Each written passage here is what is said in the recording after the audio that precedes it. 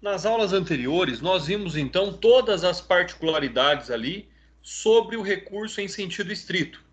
Nós vimos todas as hipóteses, nós vimos todos os cabimentos, todos os requisitos, nós vimos a questão do rol, que é um rol taxativo, mas que deve ser interpretado de forma extensiva, expansiva. Nós vimos também ali outros recursos, como a carta testemunhável, como a reclamação, e sabendo ali, compreendendo, podendo distinguir todos esses recursos entre si, para que não haja a possibilidade da confusão para com o recurso em sentido estrito. Lembrando que recurso em sentido estrito é cabível contra decisões interlocutórias, né? Existe ainda aqui, no caso, o recurso de apelação, que é cabível contra decisões terminativas, que julgam ou não o mérito, né? Então, quando nós temos aí que conceituar o recurso de apelação, nós temos, dentre aí as suas definições, contra decisões também, aquelas que são consideradas como definitivas, ou seja, aquelas que acabam colocando fim ao processo.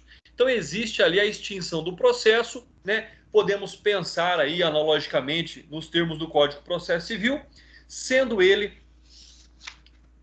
com resolução ou não de mérito. Por quê? Que existe julgamento também no processo penal sem resolução de mérito.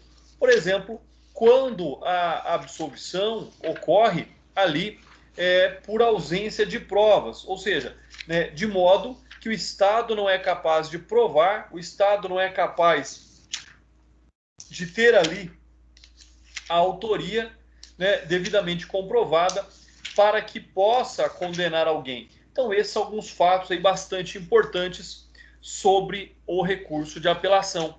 Então, nessa situação, o que é que nós temos? Nós temos, então, que o recurso de apelação ele é contra decisões terminativas, ou seja, que põem fim ao processo, que podem julgar ou não o mérito. Então, esse é um aspecto bastante importante do recurso de apelação. André, me dá um outro exemplo ali de uma decisão terminativa que não julga o mérito. Por exemplo, na sentença de impronúncia, lá no final da primeira fase do tribunal do júri. Então, esse é um aspecto também bastante importante, tá? Então, para que possamos aí frisar, né, nós temos que considerar aqui a absolvição contra decisões terminativas ou com força de definitivas, não abrangidas, é lógico, ali todas aquelas, então, também que saem fora do rol do artigo 581 do Código de Processo Penal. Então, nós podemos dizer o seguinte: cabe recurso de apelação contra todas as decisões que não forem acobertadas pelo artigo 581 do Código de Processo Penal, né? Eu não vou dizer todas, mas a grande maioria ali das decisões não abordadas pelo artigo 581 são abordadas sim pelo recurso de apelação, que começa lá a sua análise no artigo 593, né? Salvo raras algumas exceções lá de habeas corpus, né, ou de mandado de segurança, mas nós não estaríamos diante de uma decisão terminativa de mérito, ou terminativa, independentemente se julga o mérito ou não, tá? Então, essa é uma questão. Nós também trabalhamos aqui com a exclusão, ou seja, aquilo que de regra não cabe recurso em sentido estrito, se for uma decisão terminativa do processo que julgue o mérito ou não, cabe então aí a interposição de apelação. Então, essa é uma questão também bastante importante. Bom, um outro fato aqui que nós temos que abordar é reservar o termo lá agravo para as decisões interlocutórias. Já exaustivamente falamos sobre isso, né? Que ao invés de recurso em sentido estrito, nós deveríamos ter o agravo também no processo penal. Então, essa aí é uma situação bastante importante também, da qual nós temos sempre que ter essa visão. Uma outra questão aqui que nós devemos abordar é o disposto ali, nós já vimos no artigo 581, que fala do rese, e do artigo 593, que fala da apelação. Ou seja, o que nós temos então? Diz a doutrina que existe uma falta de uniformidade na previsão, né, no uso dos dois recursos. Por quê?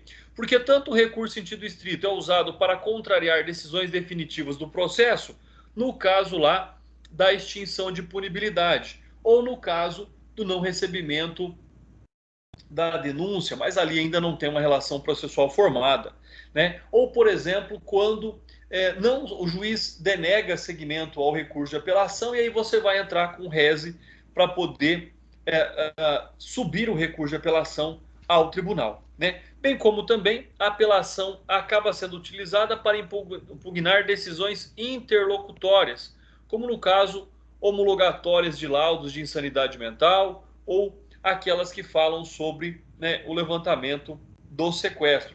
Mas aí são questões muito particulares, são questões muito esporádicas, que na verdade aí não nos trazem um parâmetro claro e objetivo para que nós possamos compreender ainda essa distinção.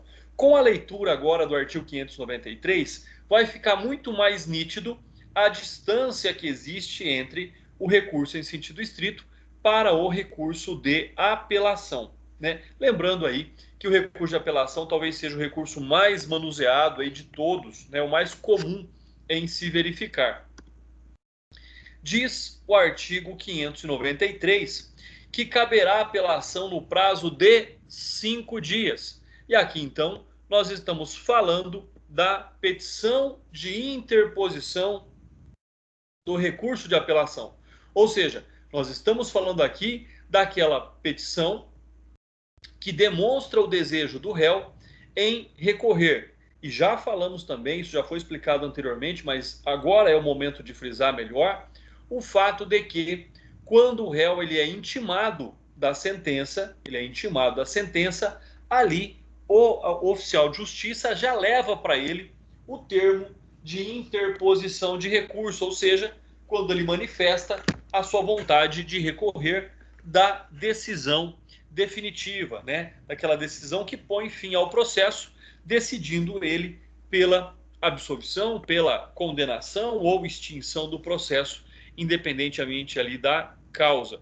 Então nós temos essa circunstância bastante importante. Esse prazo de 5 dias é para a petição de interposição do recurso. E ele cabe, então, em quais hipóteses? Primeiro, das sentenças definitivas de condenação ou absolvição, proferidas por juiz singular. Inciso 2, das decisões definitivas ou com força de definitivas, proferidas por juiz singular, nos casos não previstos no capítulo anterior, ou seja, não previstos lá para o recurso em sentido estrito. E também nós temos aí o inciso 3º, do qual ele vem dizer para nós que também cabe recurso de apelação das decisões do tribunal do júri. Mas aí existe um rol específico em quais hipóteses pode se apresentar recurso de apelação, né? Com quais argumentos, na defesa de qual mérito você vai recorrer quando se tratar de uma decisão soberana do conselho de sentença do tribunal do júri. Então, quais são essas hipóteses? No caso ali da ocorrência de nulidade após a pronúncia. Letra B, se a sentença do presidente juiz contraria lei expressa ou a decisão dos jurados, ou seja, o juiz não leva em consideração a votação dos quesitos para realizar ali o sistema trifásico da dosimetria da pena. E a linha C vem dizer houver erro ou injustiça no tocante à aplicação da pena ou da medida de segurança. Então, olha só o que nós temos. As 3 primeiras hipóteses não estão relacionadas de fato com a compreensão ou com a decisão dos jurados. Por quê? Nulidade posterior à pronúncia não tem nada a ver com o julgamento em plenário. Sentença do juiz-presidente que contraria lei expressa ou a decisão dos jurados também não tem nada a ver com o cunho decisório. O jurado julgou em tese certo. O juiz é que não respeitou a vontade dos jurados. E o juiz fere, na verdade, a soberania dos veredictos. E a linha C, aí sim, ela vem falar se houver erro ou injustiça no tocante à aplicação da pena ou da medida de segurança. Por quê? Porque a quem compete aplicar a pena ou a medida de segurança é ao juiz e não ao jurado. A linha D, se for a decisão dos jurados manifestamente contrária às provas dos autos. Aqui sim nós temos essa possibilidade, ou seja, de contraditar, de requerer a cassação, né, ou a anulação, como prefiram aí, da decisão do júri. Ou seja, porque na linha A, a linha B e a linha C, o que é que nós estamos aí? O tribunal pode decidir? Claro que pode, já que não está diretamente vinculado à decisão do tribunal do júri. Então, se teve um erro ali na fixação da pena, o tribunal pode fixar a pena no patamar correto, né? Mas, no caso da linha D, o tribunal só tem uma hipótese, que essa hipótese está diretamente relacionada com a anulação deste tribunal do júri. Anulado o tribunal do júri, porque os jurados julgaram contra as provas dos autos, de modo contrário às provas dos autos, o processo retorna à vara de origem, e aí então é designada uma outra data para que novamente seja realizado aquele júri, ou seja, na condução, logicamente, de outros jurados, para que o fato seja novamente apreciado. E aí, o mais interessante disso é que, caso ocorra esse novo julgamento, em razão de uma anulação do julgamento anterior, desta outra decisão não cabe mais recursos. Bom, o parágrafo 1º vem e diz, então, se a sentença do juiz-presidente for contrária à lei expressa ou divergir das respostas dos jurados aos quesitos, o tribunal adquém fará a devida retificação, porque ele não fere o princípio da soberania dos veredictos. Já o parágrafo 2º vem dizer que interposta apelação com fundamento no inciso 3, ou seja, né, nas hipóteses lá específicas do tribunal do júri, e a letra C também aqui, o tribunal adquém, se lhe der provimento, também retificará a aplicação da pena ou da medida de segurança. Já o parágrafo 3º diz que se a apelação se fundar no inciso 3, letra D, ou seja, aí sim, com relação à soberania dos veredictos, deste artigo, o tribunal adquém se convencer de que a decisão dos jurados é manifestamente contrária às provas dos autos, dar-lhe-á provimento para sujeitar o réu a um novo julgamento. Não se admite, porém, pelo mesmo motivo, segunda apelação, que é o que eu disse. Então, deste segundo julgamento, não cabe mais recurso. Parágrafo 4º. Quando cabível a apelação, não poderá ser usado o recurso em sentido estrito, ainda que somente parte da decisão for recorrida. Então, olha só, quando cabível a apelação, não poderá ser usado o recurso em sentido estrito, ainda que somente de parte da decisão se recorra. O que ele está dizendo aqui, então? Que quando a pessoa vai recorrer, por exemplo, não da pena, não da condenação, mas tão simplesmente do regime de cumprimento da pena, né? Como nós tivemos a recente decisão do STJ sobre a questão do tráfico privilegiado. Não sei se vocês estão aí antenados, se vocês viram essa decisão. Recomendo que vejam quando o STJ se manifesta de forma, né, a questionar e, logicamente, reformar decisões de forma ampla no caso do tráfico privilegiado, em que juízes não aplicavam um regime aberto para o cumprimento de pena e não permitiam também a substituição de pena privativa de liberdade por penas restritivas de direito, mesmo já tendo este tema sido sumulado pelo STJ. E aí o STJ, então, novamente se manifesta de modo a esclarecer alguns pontos aí divergentes entre uma posição superior e o modo em que alguns juízes vinham julgando casos dessa natureza. Então, no caso aí do parágrafo 4º, ele vem dizer então que se caso ocorra a anulação de um júri e outro júri seja designado, desta decisão do Conselho de Sentença não caberá mais recurso. Pessoal, alguma dúvida até aqui? Alguma pergunta?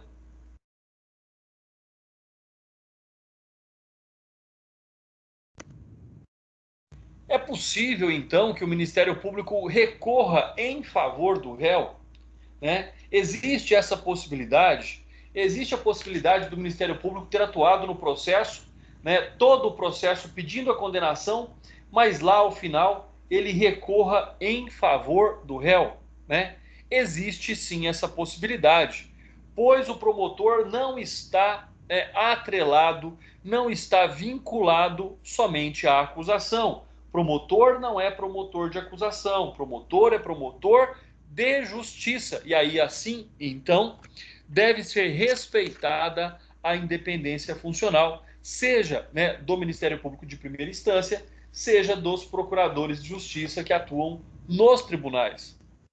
Eu também já vi sobre esse aspecto o promotor recorrer de uma condenação e o procurador de justiça se manifestar favorável à sentença absolutória, ou seja, pensando diferentemente, exercendo aí a sua independência funcional, né? Então nós temos que compreender esta situação, ou seja, situação da qual nós temos aí que buscar meios e buscar formas de alcançar a justiça. Então, é possível sim que o promotor recorra em favor do réu, né? E eu coloco aí, eu trago para vocês alguns exemplos, como por exemplo, o Ministério Público ter pedido em plenário a absolvição, mas o júri, né, em face da sua soberania, condena o réu. Então é possível que lá no plenário surjam fatos novos, onde o promotor se convença e peça a absolvição do réu, e aí então ocorrerá ali a possibilidade do Ministério Público, então, também, contrariado com a decisão do corpo de jurados, né, do Conselho de Sentença, assim, então, interpor recurso de apelação contra esta decisão. Então, esse é um fato aí também bastante importante sobre essa situação, né? Trata-se, logicamente, de uma faculdade, o recurso do Ministério Público. E aí, caso ele recorra, estaremos diante, né, do princípio da indisponibilidade da ação penal, ou seja, não poderá o Ministério Público, depois de recorrer em favor do réu, desistir deste recurso. Qual é o prazo aí para o Ministério Público, então, recorrer ou se manifestar? Para isso, nós temos a jurisprudência, né, aí do Tribunal de Justiça, ou seja, não deve ser conhecido o recurso de apelação quando se constata que o mesmo foi interposto fora do quinquídio legal, ou seja, não pode deixar de apresentar aí a apelação fora do prazo de 5 dias. Então é importante, é fundamental que o recurso seja interposto no prazo de 5 dias, inclusive ao Ministério Público, né? É o que diz aí a jurisprudência. O prazo recursal para o Ministério Público inicia-se com o recebimento dos autos por este, ainda que o membro do parquê aponha ciência em data posterior. Então, seja importante que verifique-se aí, né, caso a intimação não tenha sido dada em audiência, ali com a prolação da sentença, ou no próprio tribunal do júri, que comece a correr o prazo, comece a contar o prazo ao MP do recebimento no departamento próprio ali de recebimento de processos do órgão do MP. Prazo para a Defensoria Pública. Muito se questiona aí se o defensor público teria também um prazo diferente, né? E a jurisprudência do Piauí vem e reforça o fato de que para aqui o defensor público, né, o prazo é em dobro em todas as suas manifestações. Então, seja, né, o prazo de lei é 5 dias, porém a Defensoria Pública gozará de prazo em dobro em todas as suas manifestações processuais. Então, fica aí também esta informação bastante importante, ou seja, tem a Defensoria Pública até 10 dias para apresentar a petição de interposição, enquanto o Ministério Público tem 5 dias, que é o tempo de lei, o tempo aqui descrito no caput do artigo 593 do Código de Processo Penal.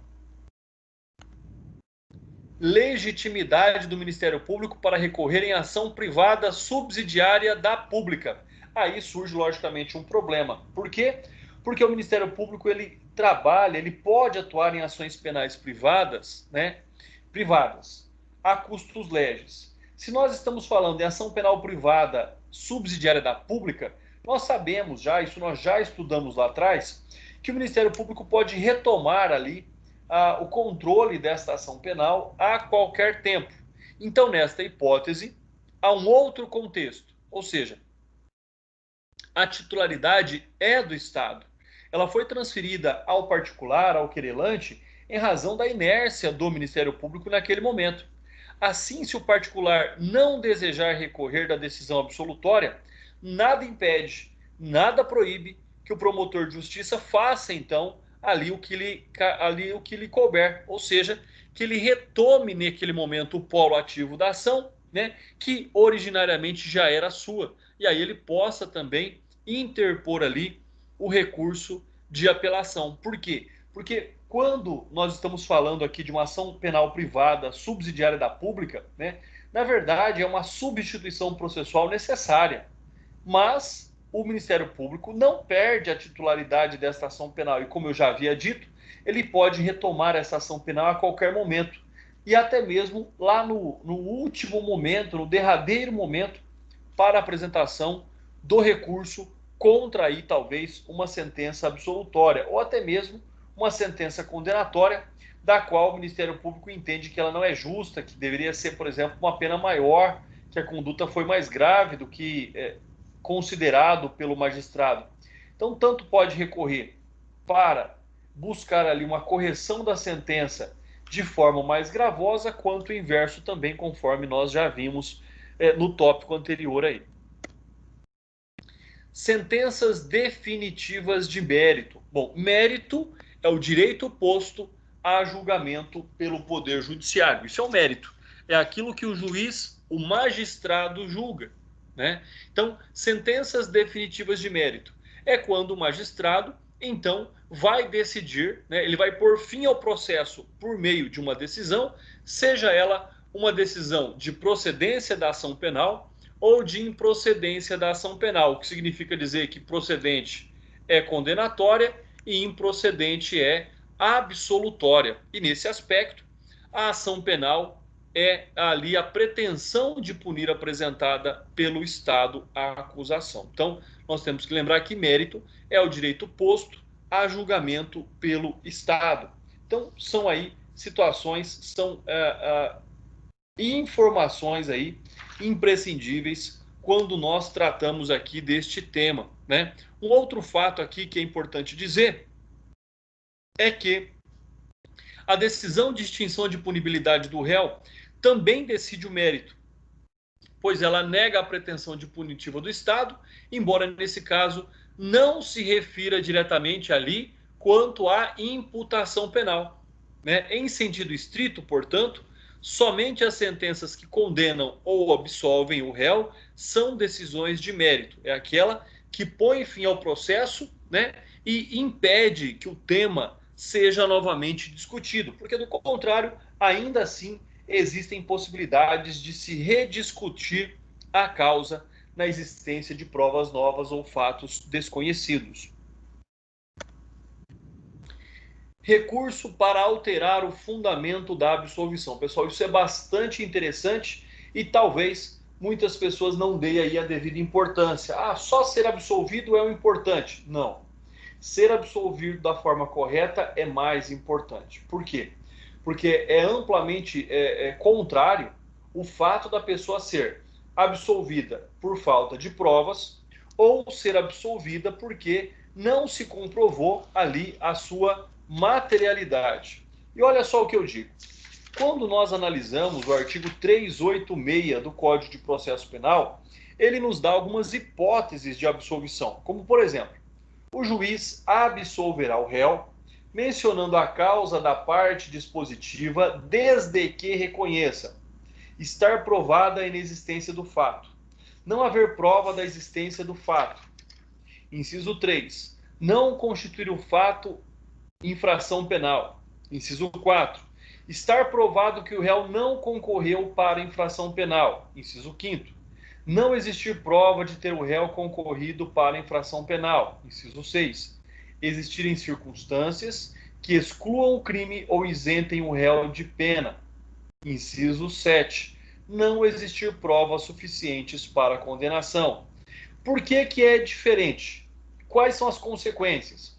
Exemplo, né? E aí vocês têm que se recordar nesse momento da ação civil ex delicto, ou seja, a possibilidade jurídica ali, né, de você já ter no processo penal a formação de um título executivo nocível em razão da necessidade de reparação de danos ocorridos ali com a prática do ilícito. Então, é fundamental que, logicamente, aquele que é absolvido porque não cometeu o crime, ficou provada a ausência de autoria, ele não poderá ser questionado ou não poderá ser condenado nocível, né, nocível, em razão ali de uma indenização.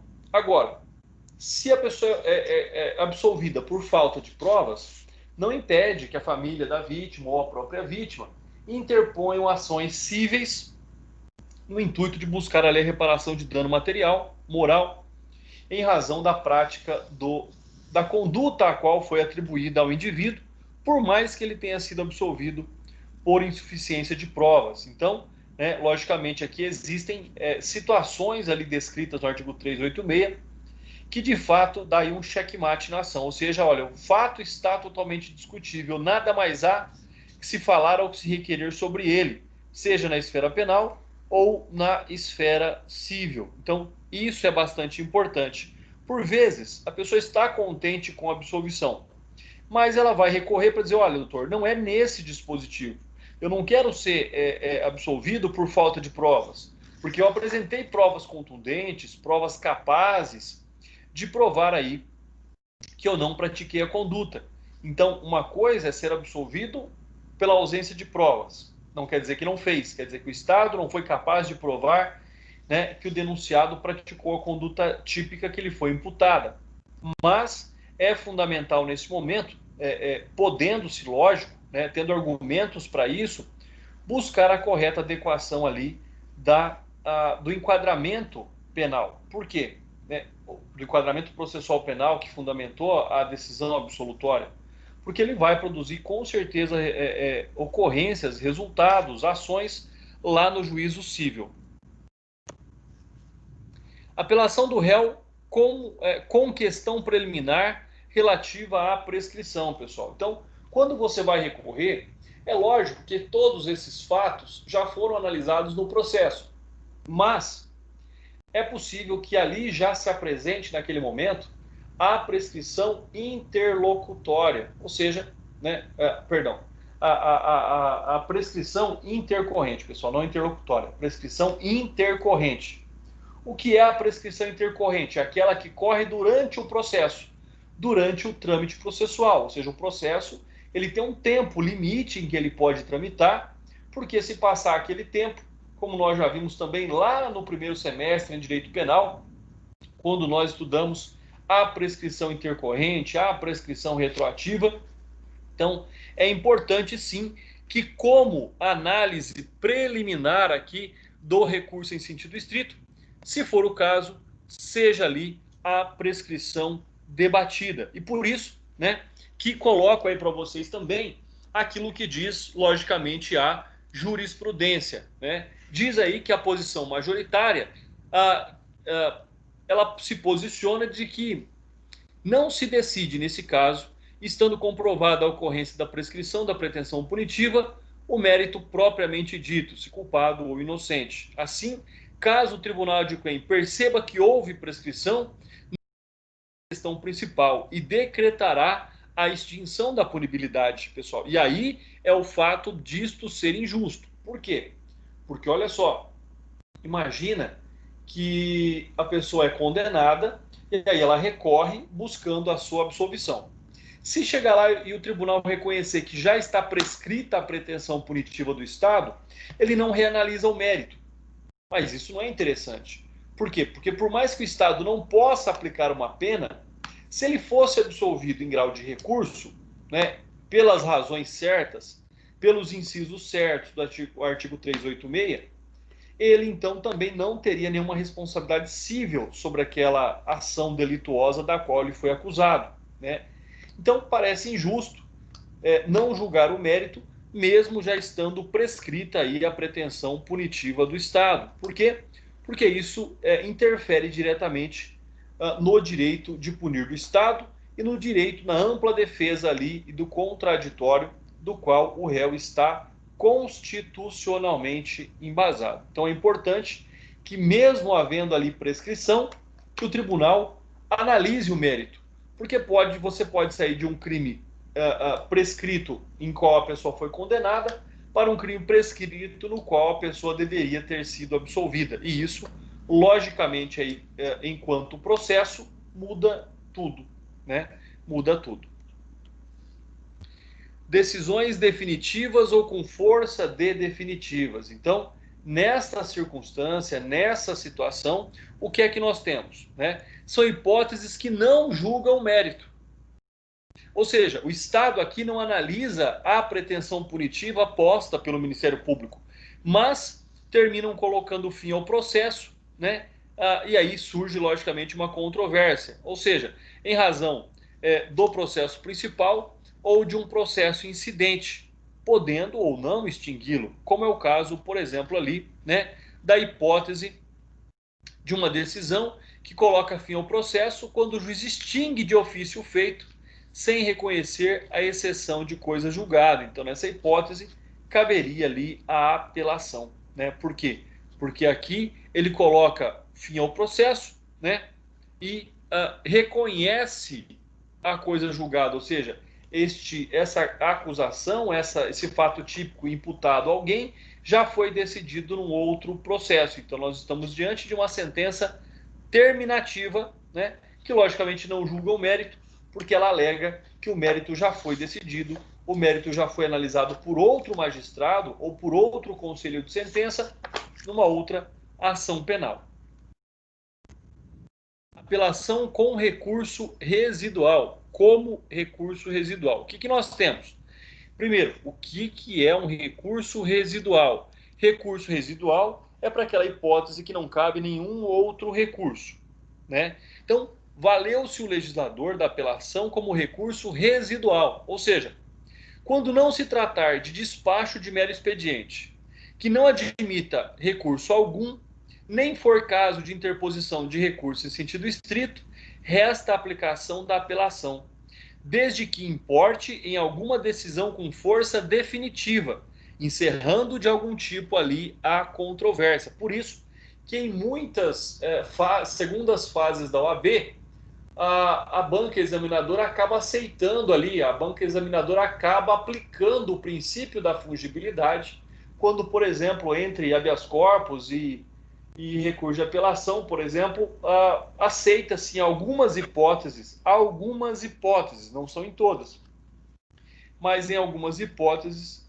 o princípio da fungibilidade ocorre conforme posto aí pela doutrina, ou seja, não cabendo recurso em sentido estrito, não cabendo nenhuma outra forma de questionamento quanto aos despachos de mero expediente. Via de regra, cabe, então, recurso de apelação para essas hipóteses, né? Lembrando que nós temos também aí algumas exceções a respeito desse tema.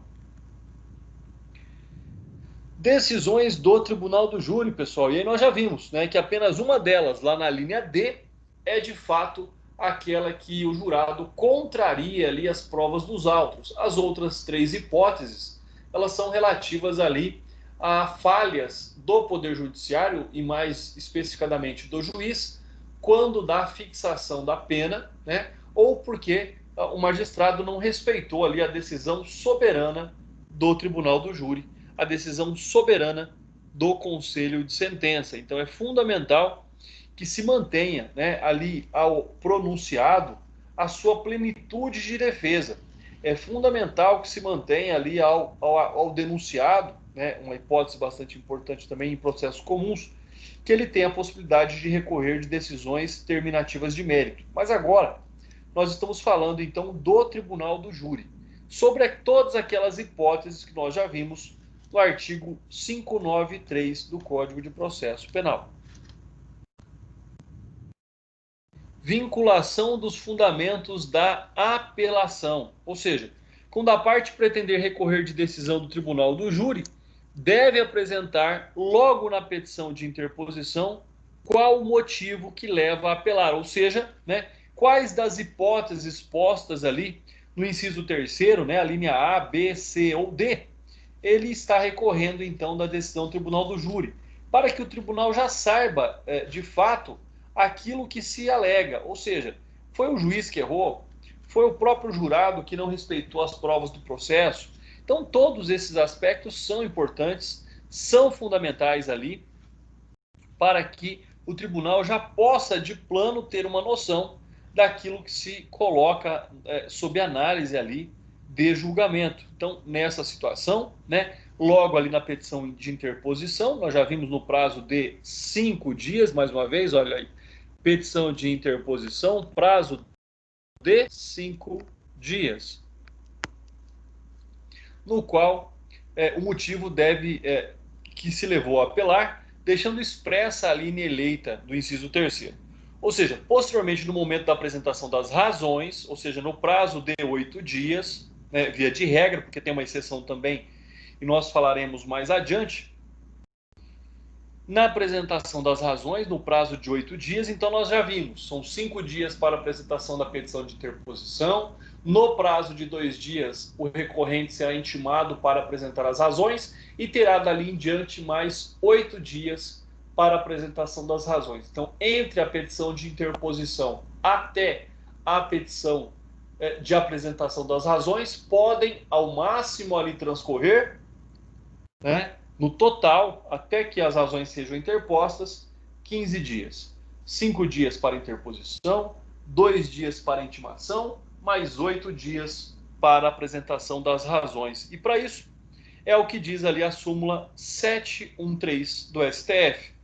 O efeito devolutivo da apelação contra decisões do Tribunal do Júri está adstrito aos fundamentos da sua interposição, ou seja, pode ser que seja um recurso em efeito suspensivo ou um recurso somente em efeito devolutivo ali no recurso de apelação. Então é importante o advogado já ter ciência disso, né? Ou o próprio Ministério Público, para que possa compreender a importância da interposição do recurso de apelação. Nulidade posterior à pronúncia. Então, o que nós temos? Naquela fase preparatória para que ocorresse o julgamento em plenário do Tribunal do Júri, considerada pela doutrina moderna como a segunda fase do Tribunal do Júri, é possível que ali, então, ocorra alguma nulidade. Surja ali alguma nulidade. E isso vai determinar, é lógico, a interposição do recurso cabível. Ou seja, razão pela qual, naquele momento da ocorrência da nulidade, muitas vezes não tem recurso ali a se apresentar, somente o recurso após o julgamento. Então, nessa situação, o que nós temos? É onde, então, se permite que a parte alegue na apelação esse motivo, ou seja, esta hipótese faz com que o Tribunal de Justiça anule o feito a partir da implementação do vício, determinando a sua renovação, ou seja, da ocorrência desse vício que gerou nulidade, dali para frente, nós temos então que todo o processo será anulado e os atos serão novamente realizados. Então esse é um fato também aí bastante relevante sobre essa questão. Ou seja, havendo essa nulidade após a pronúncia, ou seja, entre a pronúncia e o efetivo julgamento em plenário do Tribunal do Júri, cabe então aí recurso de apelação. Ou seja, lá no recurso de apelação, melhor dizendo, ao final, você vai alegar em preliminar as nulidades. Então percebam, quando a nulidade aconteceu, lá na segunda fase do Tribunal do Júri, não cabia recurso. Não cabia recurso. Eu repito mais uma vez. Quando a nulidade aconteceu, não cabia recurso. O processo teve seguimento. Quando do julgamento do Tribunal do Júri, aí então, desta sentença, né, exarada ali pelo Conselho de Sentença, caberá recurso de apelação. E em preliminar, surgirá ali, então virá ali, né, a preliminar de alegação de nulidade. Então, esse é um fato aí também, né, que nos cabe aí bastante atenção. Contrariedade da sentença do juiz, presidente, à lei ou à decisão do jurado. Pessoal, isso não pode acontecer. O juiz é submisso à lei, nos termos do seu livre convencimento motivado. Então, o juiz ele é submisso à lei. Enquanto que também o juiz é submisso à decisão soberana dos jurados. Então, se o juiz ali, no momento da condenação, da dosimetria da pena, do reconhecimento das circunstâncias, ele julga diferentemente dos jurados. Para essa hipótese, né, como nós já vimos, cabe lá então um recurso de apelação, ou no caso de erro ou injustiça na aplicação da pena. O juiz exagerou, ou o juiz aplicou pena de menos a um caso concreto com a gravidade ali exposta. Então, essa é uma outra hipótese também que cabe recurso de apelação da decisão do tribunal do júri. Recurso e soberania do tribunal do júri é aquela hipótese em que nós já vimos lá no inciso 3º, a linha D, quando o tribunal analisa o recurso da defesa, por exemplo, e vê, né, ou pode ser da acusação também, André? Claro que pode, tanto a defesa quanto a acusação podem alegar que os jurados julgaram contrariamente às provas dos autos. E aí, nessa hipótese, logicamente que nós temos que ter bastante cautela. Por quê? Porque nós estamos diante do princípio da soberania dos veredictos, né? E não é um princípio simples, não é um princípio processual, é um princípio constitucional.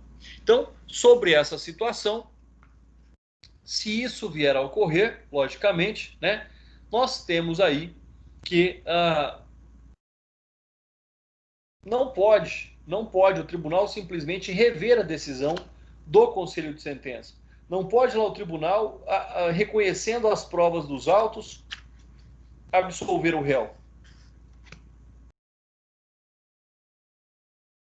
Cabendo, então, nessa situação, anular o tribunal do júri, que ele seja realizado novamente, né, por outros jurados, na busca ali da imparcialidade e da melhor análise da prova dos autos. Mas o tribunal não pode rever a decisão do conselho de sentença. Na pior das hipóteses, pode anular, pode cassar aquela decisão. Enquanto nós vimos que com relação à aplicação de pena, com relação à adequação ali de outros fatores, pode o tribunal reformar a sentença quando o erro for do magistrado, né? Com relação ao posicionamento, né, o livre convencimento desmotivado, olha a diferença. O juiz, para decidir, para sentenciar, tem que ter o livre convencimento motivado. Já os jurados, eles têm o livre convencimento desmotivado. Eles não precisam dizer por que estão decidindo daquela forma. Eles simplesmente pensam, simplesmente decidem a vida de um outro ser humano de acordo com as suas próprias concepções. Então, esse é um fato aí também que nos cabe bastante atenção. Nulidade e soberania do tribunal do júri, pessoal. É a mesma situação, porém, aqui o que nós estamos diante é, na verdade, a falha dos atos processuais. Por quê? Eu digo falha. Por quê? Porque não há nenhum relacionamento entre a declaração de nulidade e a soberania do júri. Pois o Tribunal Superior, ao anular os atos viciados, não ingressa no mérito da causa. Ao contrário, reconhece uma falha inaceitável e determina novo julgamento pelo mesmo Tribunal Popular. Então, ou seja, nós temos duas hipóteses de anulação via de regra, né? Na hipótese aqui do reconhecimento da nulidade, mas aí é lá atrás, na verdade não se questiona o ato de julgamento em plenário. Lá na fase, por exemplo, de instrução, tem uma nulidade apareceu. Ou a nulidade apareceu após a pronúncia, não importa, né? O que importa aqui é o fato de que, anulando-se daquele momento em diante o processo, claramente pode ser que o júri seja anulado, né? E vai ser anulado, é claro, porque ele vai até o final. Então essa é uma hipótese. O júri será anulado, a pessoa não poderá comparecer, e aí nós temos que ver como isso ficará posteriormente. Ou seja, o processo segue ali o seu trâmite normal e vai determinar, vai culminar novamente, melhor dizendo, pode culminar num outro julgamento em plenário tribunal do júri. Decisão manifestamente contrária ali à prova dos autos. Conforme nós já falamos, isso acontece quando o conselho de sentença não consegue valorar, não consegue visualizar, vislumbrar as provas efetivamente apresentadas nos autos. Aqueles jurados que se deixam levar muitas vezes pela eloquência do orador, né, pela pressão muitas vezes do orador, por imagens fortes relacionadas ao crime. Então, nessa hipótese aí, o tribunal então cassará, anulará aquele julgamento e outro julgamento com outros jurados será novamente realizado. Possibilidade de recurso da acusação após a simplificação de quesitos da defesa. Bom, o que é a simplificação de quesitos da defesa? Simplesmente com relação à autoria e materialidade, né? Então, sobre essa situação, eu tenho que citar a lei aí 11.689 de 2008, que simplificou e unificou as teses de defesa, ou seja, concentrando-se simplesmente se o jurado absolve o acusado. E isso está lá, né, no terceiro questionamento que é feito ao jurado. Por que simplificou? Porque o primeiro questionamento, o primeiro quesito posto é sobre a materialidade do delito. Segundo quesito posto é sobre a autoria do crime, né? E o terceiro quesito posto, independentemente de motivação, pode o jurado lá na terceira quesitação responder que absolve o réu, né? Por mais que as provas estejam ali. E isso deve também ser respeitado num primeiro momento, porque, querendo ou não, nós temos o fato de que essa hipótese aí de julgamento, ela vai, logicamente, também ferir direitos fundamentais do indivíduo. Então, ao passo que nós temos a soberania dos veredictos do jurado, nós temos também garantias de manutenção de direitos fundamentais, como no caso, privar alguém da liberdade sem a devida necessidade ou fundamentação lá nos termos do artigo 312 do Código de Processo Penal.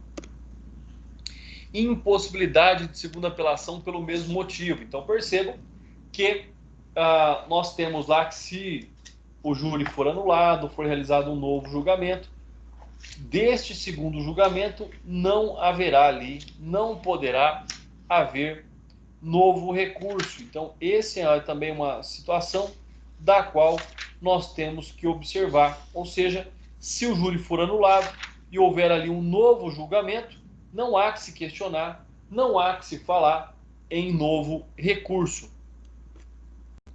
E o inconformismo parcial também é ali uma hipótese bastante comum, ou seja, do qual o réu ele não se contraria de toda a sentença, mas ele gostaria que fosse informado, por exemplo, trechos específicos da sentença ou simplesmente o regime de cumprimento de pena, a possibilidade de auxílio e trabalho, né, de outras formas. Então isso vem aí elencar, vem aí cumprir a sua finalidade, que está diretamente relacionado ao direito do indivíduo, né, em não se conformar com parte somente da sentença. Então pode-se recorrer dela toda, pode-se devolver toda a matéria para análise do tribunal, como também pode-se recorrer de pontos específicos que de fato sejam necessários ali a intervenção, no caso concreto, em análise aí, por exemplo, de uma sentença. Ou seja, não discordo de tudo da sentença. Por exemplo, regime semiaberto, foi fixado o regime de cumprimento da pena, mas nada impede também que pudesse ser o regime aberto. Então recorre-se só, por exemplo, ali do regime de cumprimento de pena. Pessoal, para hoje essas eram aí as nossas observações. Na próxima aula nós continuaremos. Caso vocês tenham dúvidas, eu estou aqui à disposição de vocês.